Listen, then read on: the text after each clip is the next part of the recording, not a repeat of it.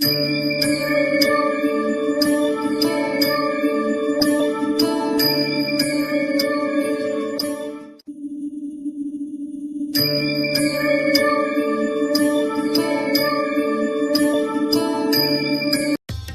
स्वामी समर्थ.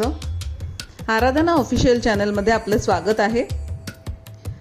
हिंदू धर्मात ज्या सणाला अक्षय म्हणजे कधीही नाश न पावणारं वरदान मानलं जातं तो सण म्हणजे अक्षय तृतीया.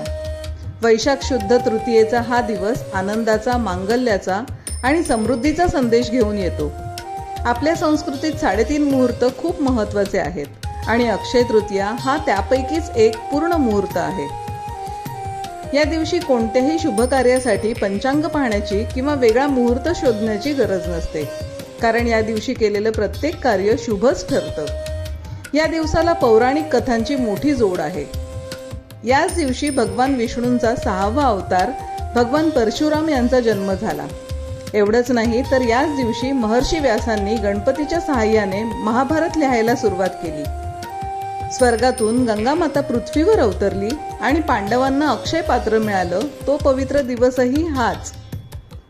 अक्षय तृतीया म्हणजे केवळ सोने चांदी खरेदी नव्हे. या दिवशी केलेला जप, तप आणि दानाचे फळ अनंत काळ टिकते. महाराष्ट्रात तर हा दिवस कृषी संस्कृतीशीही जोडला गेला आहे.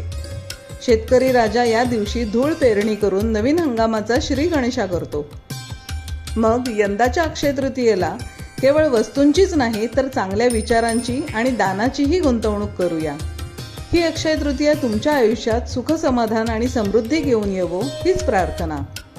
अक्षय तृतीयेच्या तुम्हा सर्वांना खूप खूप शुभेच्छा. असाच माहितीपूर्ण व्हिडिओ पाहण्यासाठी आराधना ऑफिशियल चॅनलला लाईक, शेअर आणि सबस्क्राईब करा. बेल आयकॉन दाबायला विसरू नका. धन्यवाद.